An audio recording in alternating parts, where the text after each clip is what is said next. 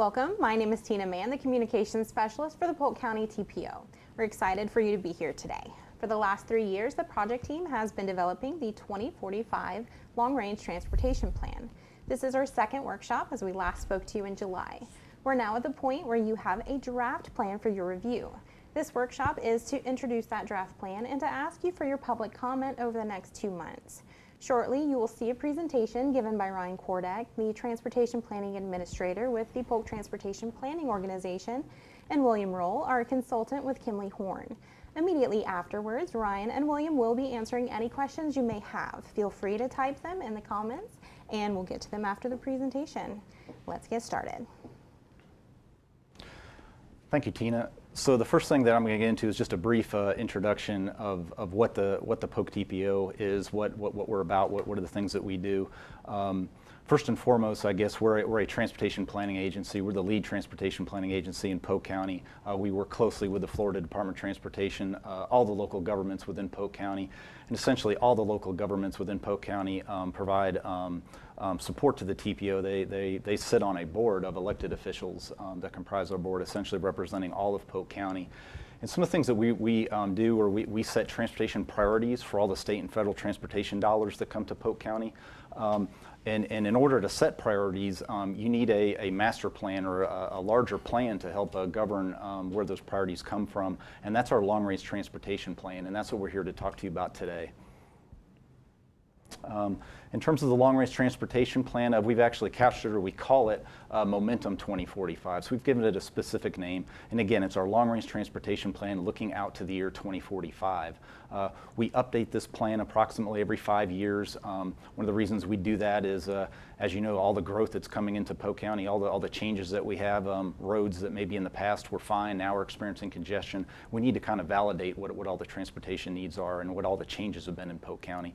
Another reason why that's good for us is it helps us maintain and keep the flow of federal funding coming to Polk County, which is, again, very important to support the long-range plan. As you indicated, Tina, we have myself shown there, Ryan Kordak with the Polk TPO. I'm staff. And then we also have Kinley Horn and Associates. Their project manager, William Roll, is with us today, and you'll be hearing from him in just a minute. In terms of big issues, you know, some of the things that we want to consider for the 2045 plan we talked about growth, or the amount of growth that's coming to Polk County. This map depicts the amount of growth that we're anticipating in addition to what we already have in Polk County. So if you figure we have a baseline of about 700 or a little over 700,000 people in Polk County, this is forecasting upwards of a little over 1 million is what we'll have by the year 2045.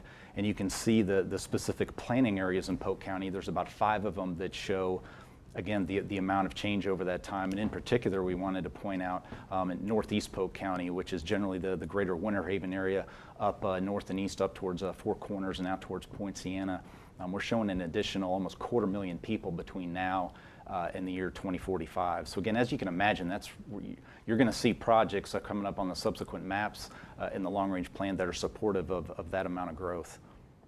So in addition to population growth, we're looking at about 350 additional jobs here in Polk County. And one of the things that we've been successful, the Florida Chamber of Commerce identifies Polk County as having the most diverse economy as a county of any in the state of Florida. Given that strategic position where we're located, we're able to provide freight and logistics services to cover most of the state, and it'd be a single driver completing a trip in a single day, which is very important.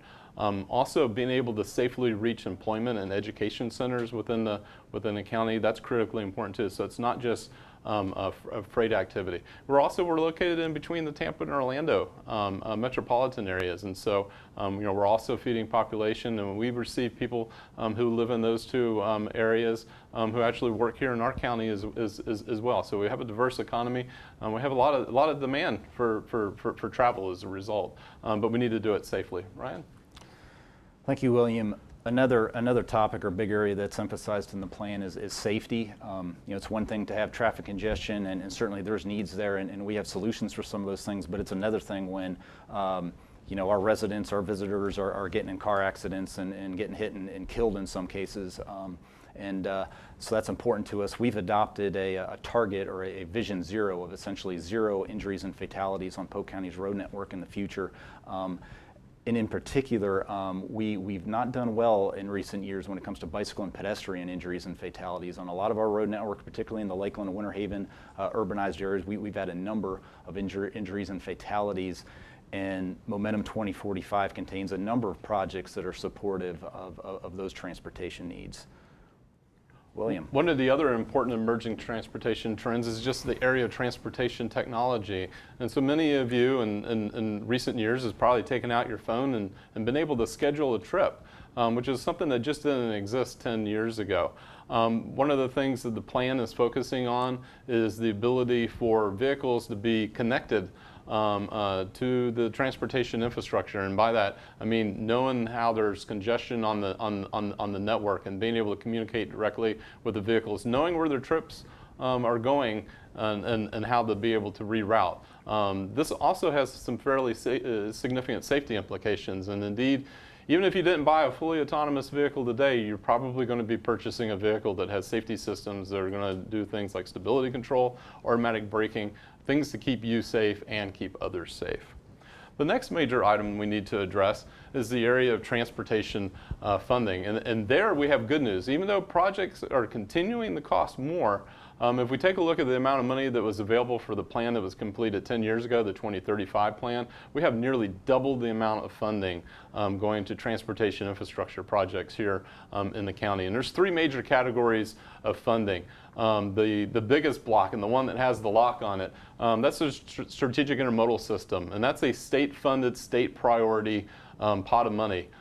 Projects in that category compete with projects all over the state, and so we're fortunate to have identified very significant improvements being planned to the Interstate 4 corridor through the year 2045.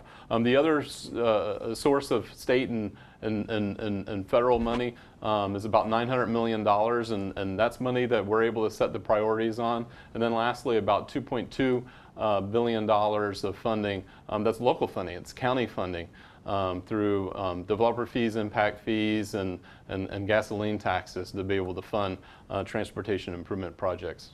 Next slide. We don't spend money just on winding roads. We also make a commitment to things like complete streets improvements, bicycle and pedestrian, transit improvements, and other kind of operational improvements. So sometimes when you see a roadway being resurfaced, there may be other improvements that are being made, and that's a very cost-effective way of us to be able to improve our transportation system. Next.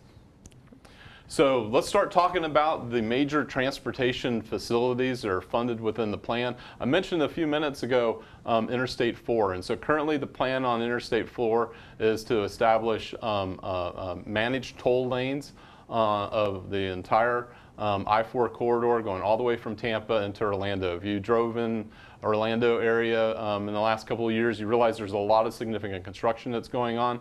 Well, over time, that construction and those improvements are going to make their way over into the Polk County area. Next.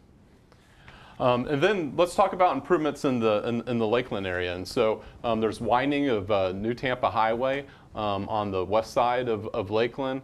There's improvements from Old Cumbie Road on State Road 33 all the way up to I-4.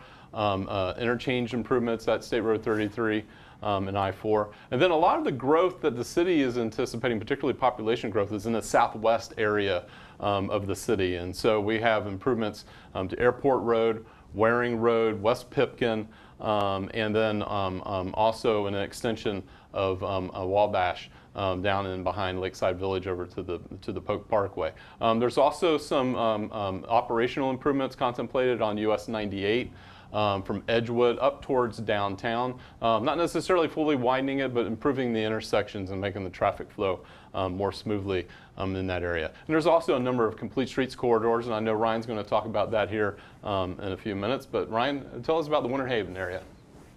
Thank you, William. And the map you're seeing here again is just showing the greater Winter Haven area centered on Winter Haven, generally bounded by Bartow, Auburndale, Haines City, and Lake Wales. And you can see a number of projects shown here, a similar map legend to what he covered with the Lakeland area, where you have red lines or projects shown on the map for roads that are basically committed, or they're either underway or going to be within the next 3 to 4 years. And then you see some other projects in green, ones that we consider to be cost feasible, projects we can fund by the year 2045. And one of those significant improvements in the Winter Haven area, that'd be State Road 544. Going from really Avenue T and at the Avenue T First Street intersection in Winter Haven, or north of downtown Winter Haven, up and over to the US 27, and even along and east of Haines City there, and going into North and East Polk, and that's a big improvement. You also see on the south part of Winter Haven a green road that goes along Thompson Nursery Road, and a portion of that from about Rattlesnake Road east would be the 2 to 4 lane widening of Thompson Nursery Road out towards US 27 and a little east of there, and then a new road alignment from roughly Rattlesnake Road going west across the rail track and all the way over into Eagle Lake at US 17. You also see improvements in, you see, I guess they're blue on this map, but roads that are considered partially funded projects. These are projects that we didn't or don't show right now that or anticipate that there'll be enough money by the year 25 to improve some of these roads, but at the same time we're identifying these as key priorities, and if the funding situation can change, these are projects that we would like to apply money for. And you'd see roads like Spirit Lake Road in western Winter Haven along with State Road 60, and then you see a new corridor heading up from State Road 60 north of Lake Wales and along US 27 up into northeast Polk County as well. That actually be planned as a new limited access type road, probably 4 to 6 lanes that would help provide relief to the US 27 corridor. This is a corridor that's an area that's currently being studied by FDOT. Moving into northeast Polk here, again, looking from Winter Haven out towards Point Siena and then up towards the Four Corners area. Continuing with the project that William covered earlier, Interstate 4 and the Managed Lanes project, you see that going over to our county line and up towards Orlando. You also see improvements on 1792, US 1792 between US 27 and the Polk Osceola County line.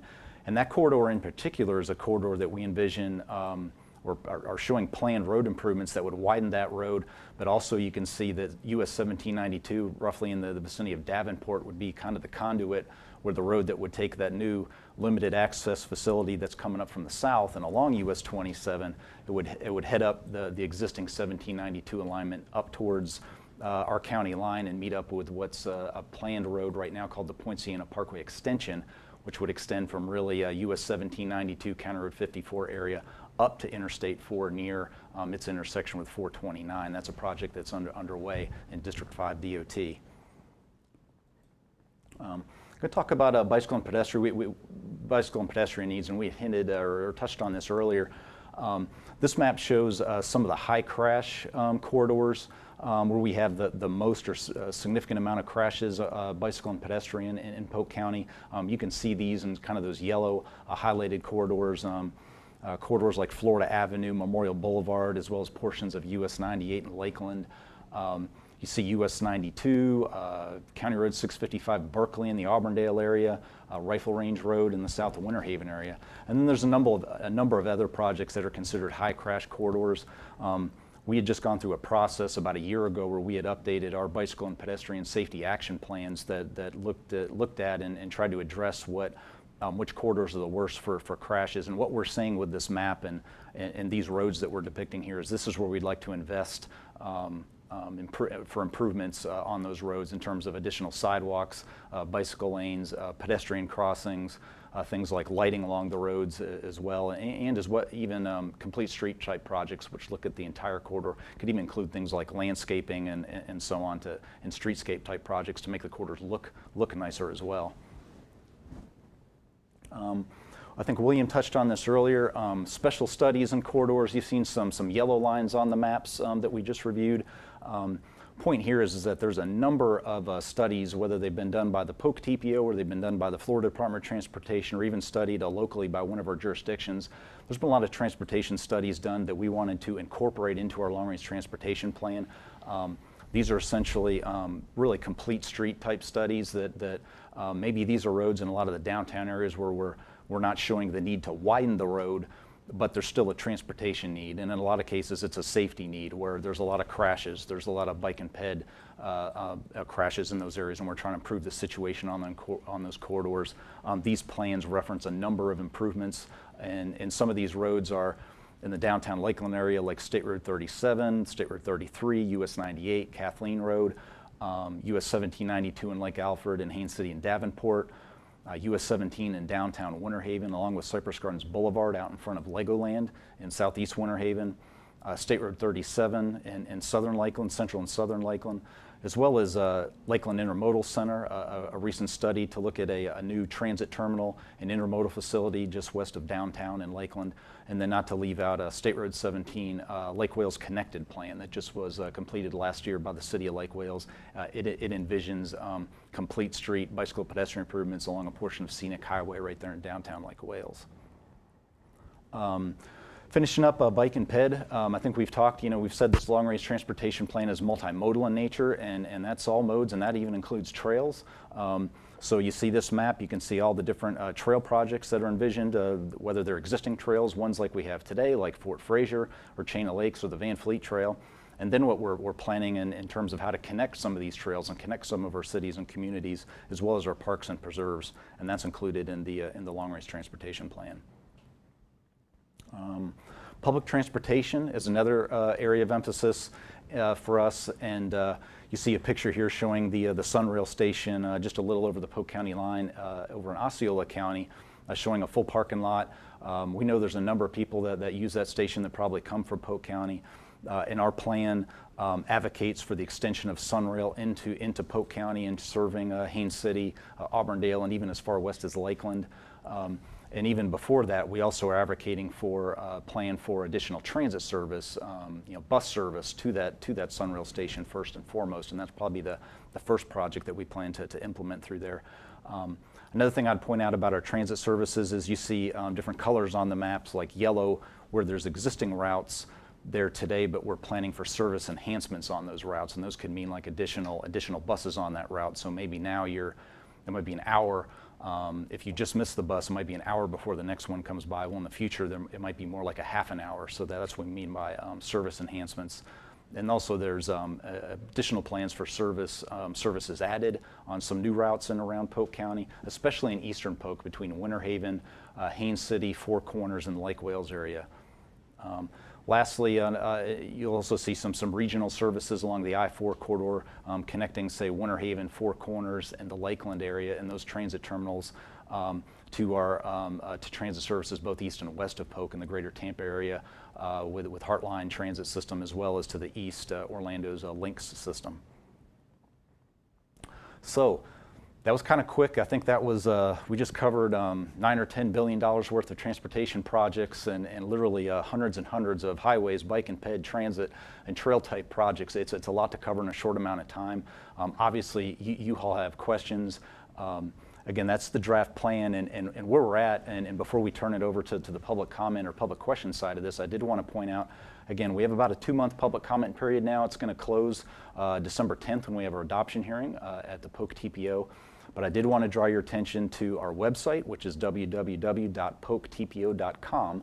And once you're there, you'll see a page that looks very much like this one where you can click on the Learn More, and it'll take you right into our 2045 update portion of our website. And we have several things there. We have several other informative videos, both in English and Spanish. There are surveys that are available, different maps, presentations, some of the studies that William and I have already discussed and alluded to here today. You can get more details there.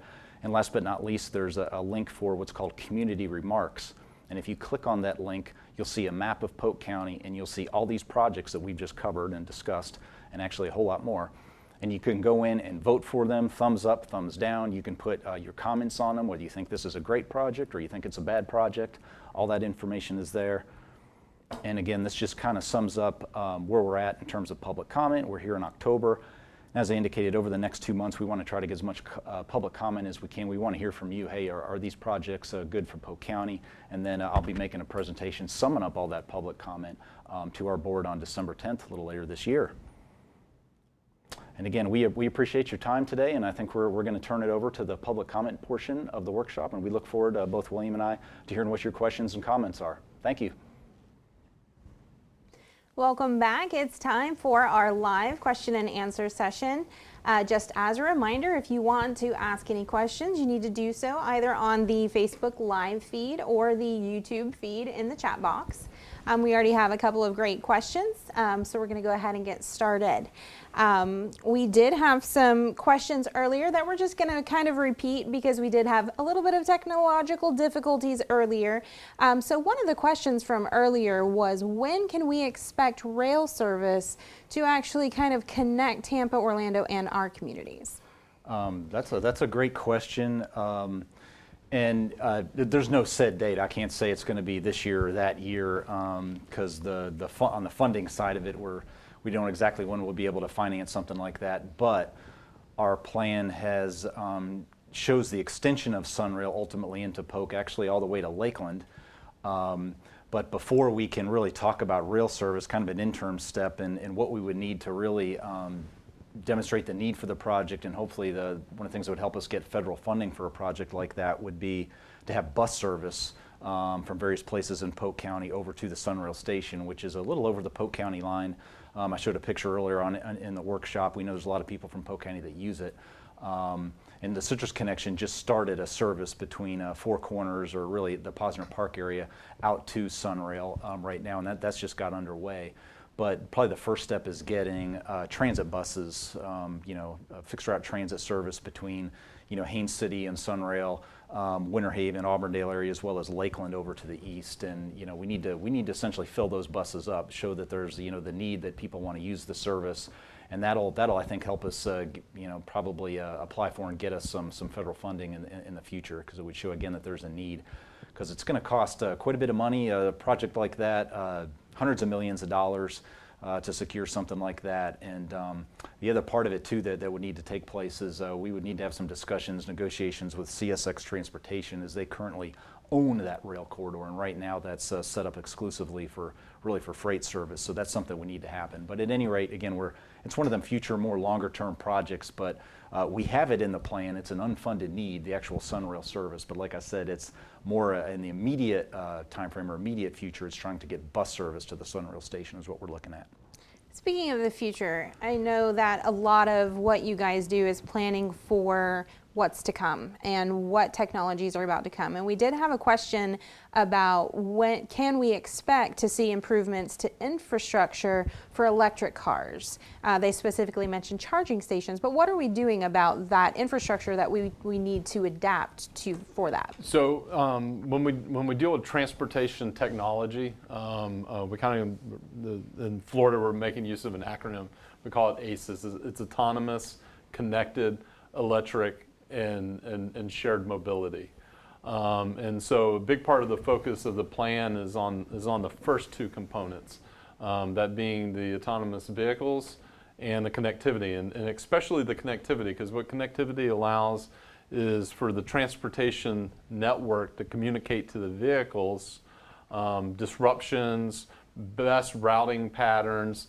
A good example of that would be in Lakeland right now. There's signs that come on when there's a long train that may be delaying you, and that tells you the reroute. Google Maps isn't going to do that for you, okay? Right. It requires the transportation network to communicate to you so that you can make a good decision. So we see that being rolled out. We see that type of infrastructure investment. It's funded within the plan to make those types of improvements. The autonomous vehicles, you're gonna have to go purchase one to have one, but public agency fleets, we can foresee more of that happening, including potentially public transportation vehicles in the future. When it comes to electric vehicles, to a certain extent, they operate kind of like your current vehicle does. You have to go someplace and pay somebody for fuel or for energy, and it's going to be a similar thing. There's places, early adopters, where some public infrastructure has been provided, but there's automobile manufacturers who announce points in time in the future they will no longer make fuel-powered vehicles, and so the private sector is going to be responding that, and that includes not just a place for you to be able to charge your vehicle, but the power companies too. And so there's a lot of upgrades to the power grid, if you will, and infrastructure to be able to support that. That's where the biggest investment and the power companies have a vested interest in being able to provide that service to you. And this is where we need people like you who can actually think of all those nuances and all the little things that it would take to create this massive infrastructure. Because for me, I just want to go plug in my car and drive.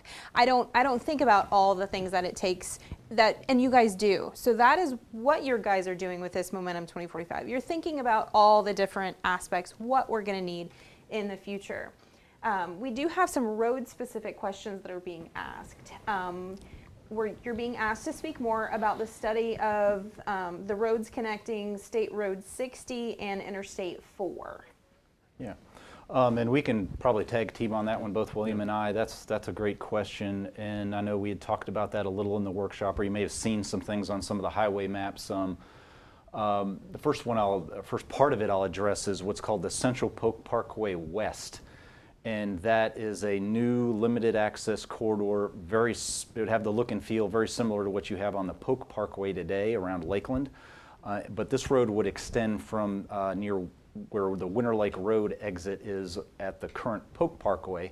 It would extend from there south and east down towards the east side of Bartow and State Road 60 down that way. It's about, I think, 9 miles or so, and that is a funded project. It's currently in both project development, environmental study, and design, but both in right-of-way and construction funding are currently programmed by the Florida Turnpike Enterprise. It would be a toll project, again, supported by them. It has upwards of $500 million worth of investment, and construction on the first part of that would be coming down from the north from the Polk Parkway south down to US 17 near Eagle Lake. That is scheduled for construction, I believe, in fiscal year 2023. And then about a year after that, construction starts on the southern part between 17 and State Road 60, looking more towards fiscal year 24. So about 3 to 4 years away from starting to see construction on that project. And that's the West Central Polk Parkway. What our plan shows is a corridor on the east side of the county that historically was called the Central Polk Parkway. We're essentially calling it the US 27 Reliever Corridor. It's very similar to what was studied years ago by the Florida Department of Transportation. This would be a new limited access, multi-lane, 4 to 6 lane type facility that would extend from State Road 60 just a little west of Lake Wales on up towards Eagle Ridge Mall area, cross US 27, and then go up and along east of Dundee, like Hamilton, Haines City, coming into US 1792 just north of Davenport. From there it would extend up to the north via US 1792 and join the Poinciana Parkway extension and head on up to Interstate 4 that way. That is a road that we're showing right now in our long-range transportation plan. It's a project that's currently actually still under study. Florida Department of Transportation District 1 has been studying the project as part of their FDOT Northeast Polk US 27 mobility study, they call it. The Florida Turnpike Enterprise has also been looking at and studying that corridor. We reflect that corridor as a partially funded or illustrative project in our plan, meaning we're not showing that we can fund or construct that right now, but that is a project that's a relatively high priority, certainly for US 27, and it's something, again, if the situation were to change or if money were to come to it, it would be a high priority of ours. And like I said, FDOT is still studying the corridor, so there may be, the situation may change in the future, but it's something we're closely monitoring. And William, you might have some additional thoughts. Let me just comment on that corridor, because the technical analysis we've done, one of the things we do in forecasting traffic in the future is to make use of a computer model that takes a look at population and employment. And one of the things that's, the model is something that we can trust in the use of this, because we're able to run this model on existing conditions and get it to match the volumes we observed out in the field. When we go and we take our baseline 2040 forecast of population and employment, not moving anything around different than what we anticipate is going to happen, portions of that roadway corridor carry anywhere between 80 and 140,000 vehicles a day. Wow. A day.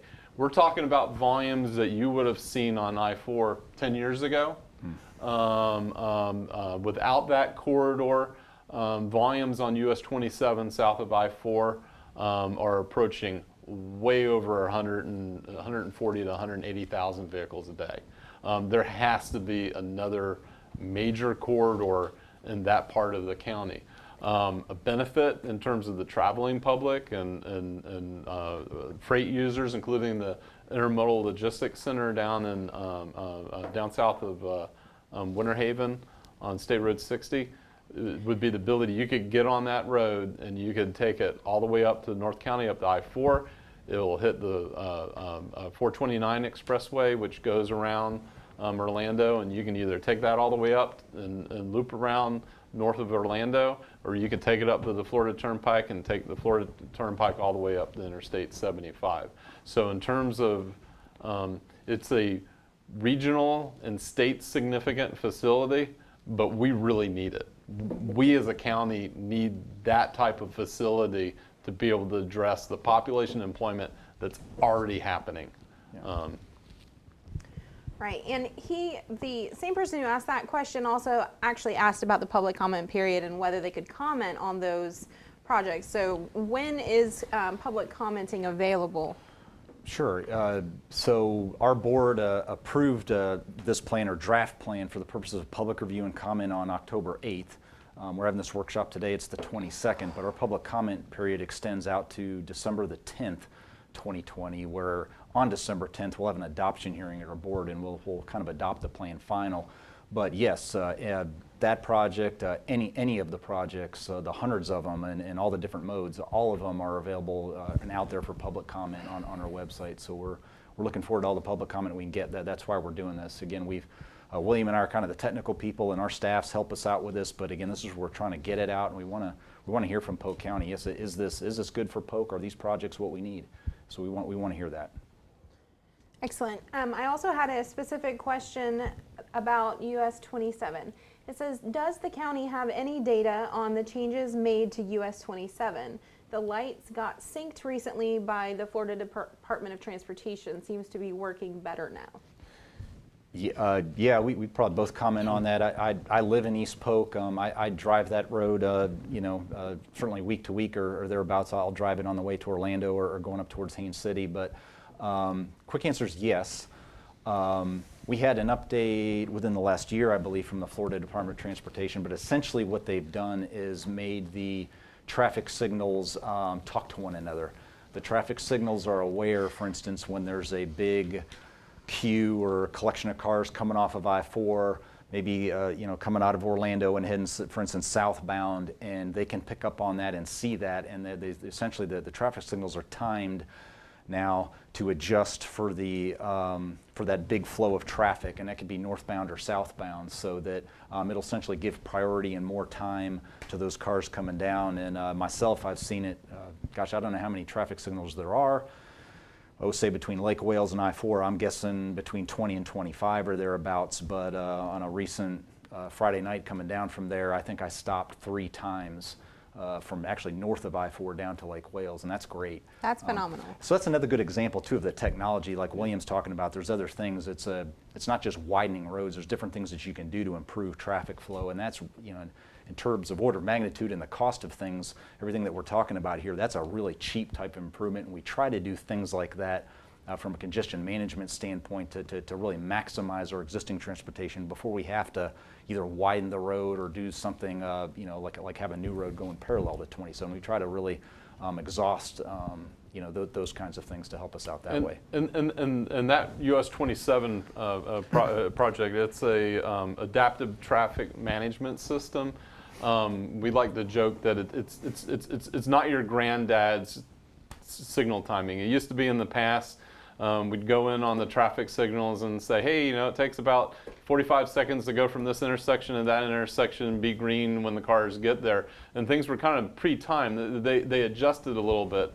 but not by a whole lot. The computer technology of the day, the sensors that we have, it's not just the signals communicating with each other, they're actually picking up on the traffic as it's traveling.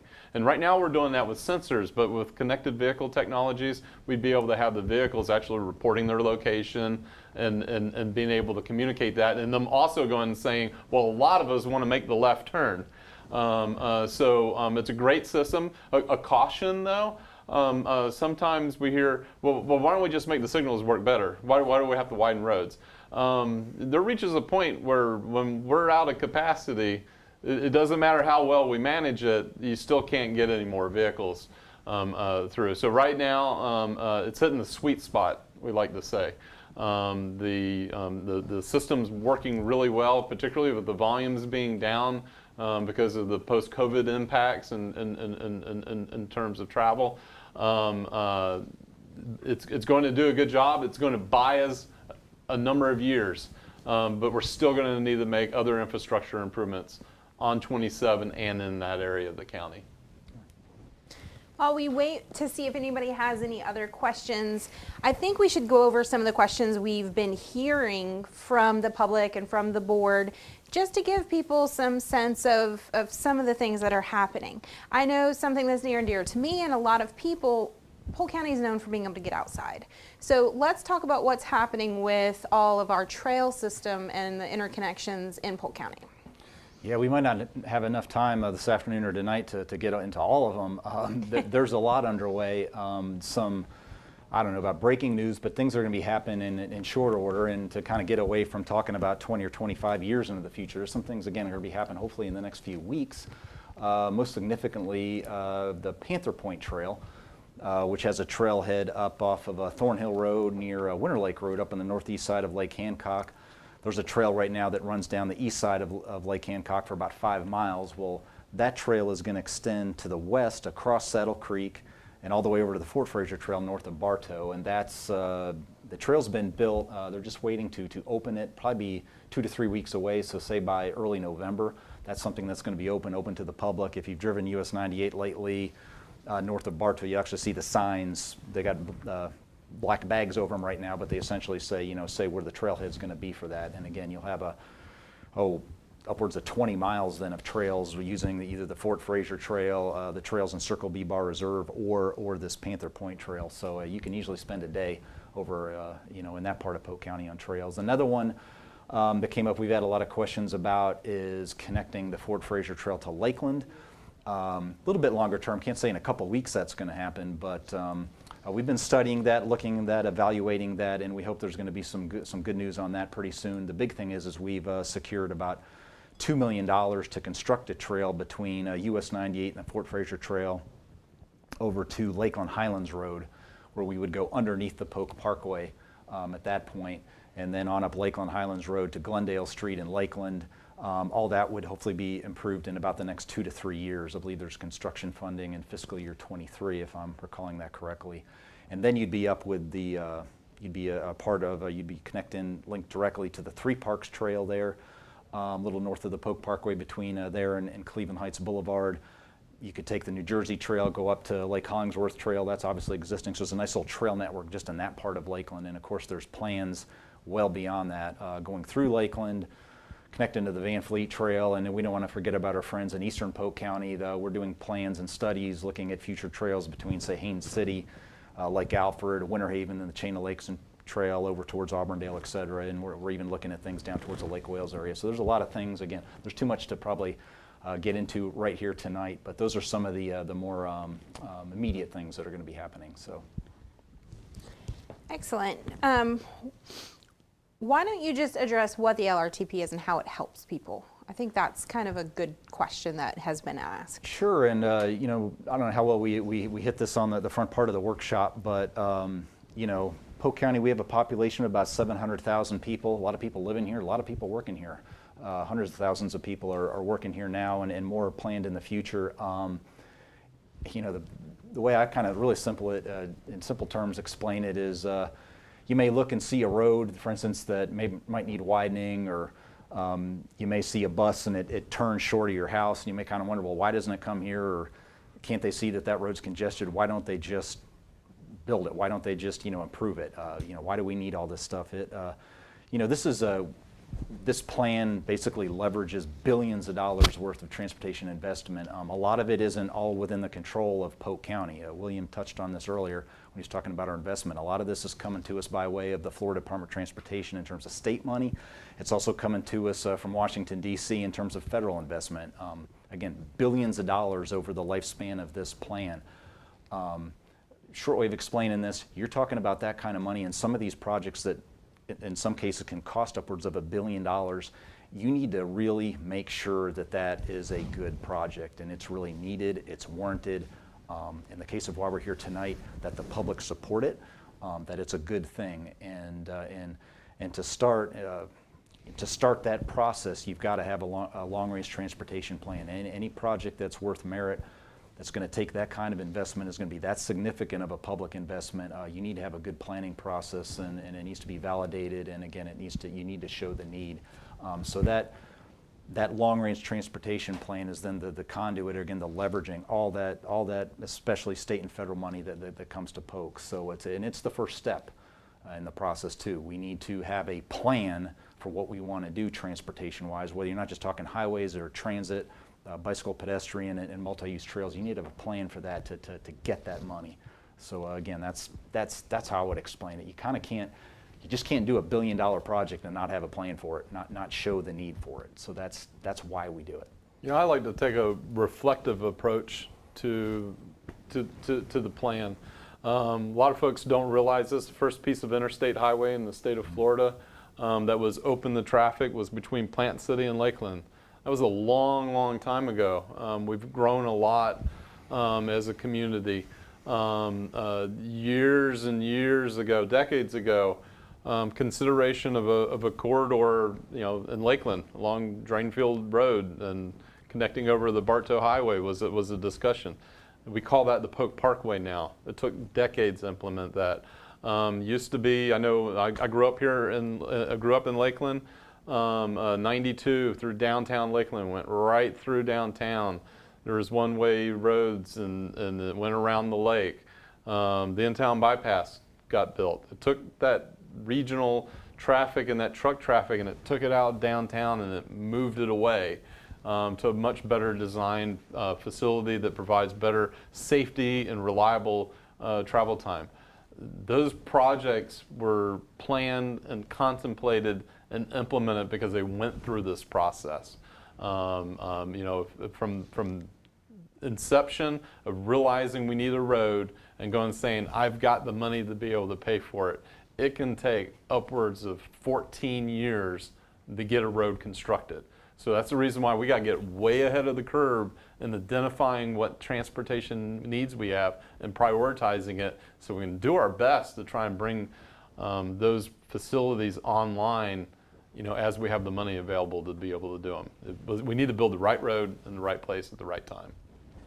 You guys do a great job. You think ahead, you do all the right things, and part of that is actually asking for public comment. And that's why we're here today. And I think we're about done, wrapped up with the questions from the public at this point. So thank you for joining us. We appreciate your time. And if you have any comments, please visit polktpo.com and click on all the stuff we have there for you. Thanks.